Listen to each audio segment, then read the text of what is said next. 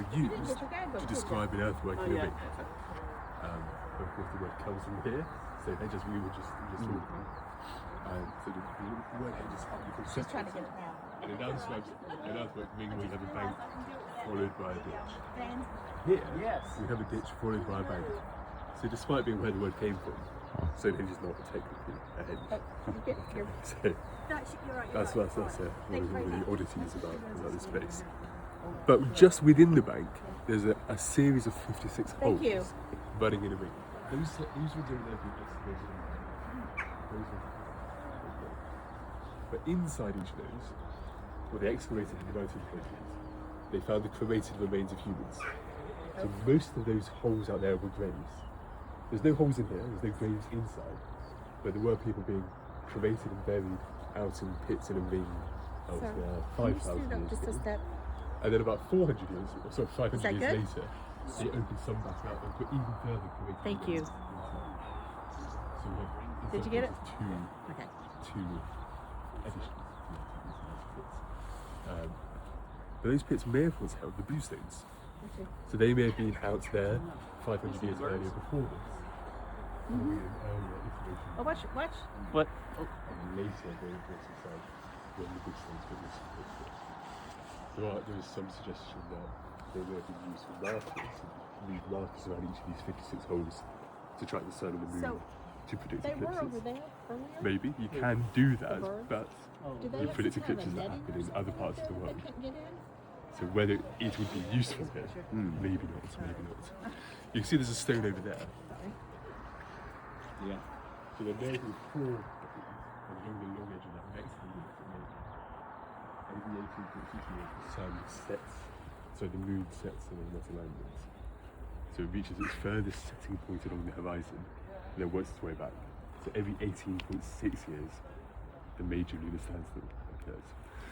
Now, whether again they knew that, we don't know. It could just be a coincidence.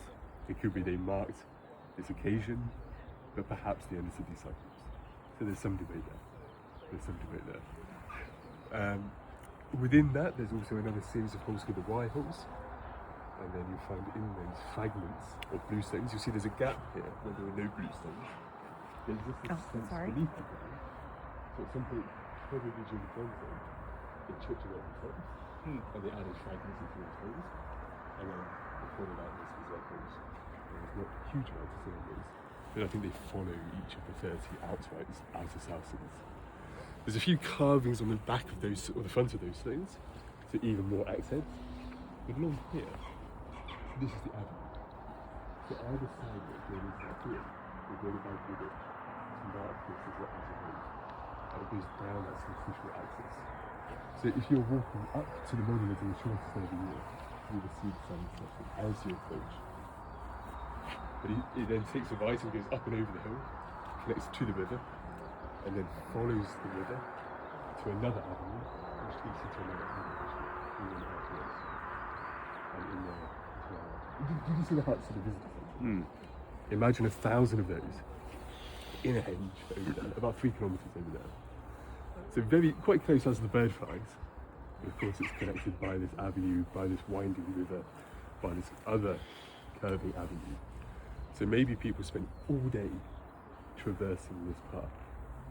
Maybe they set up in the morning as the sun rose, and then head down the river, maybe just their priests or their chieftains, and up the avenue and into the monuments, perhaps as the sun was setting.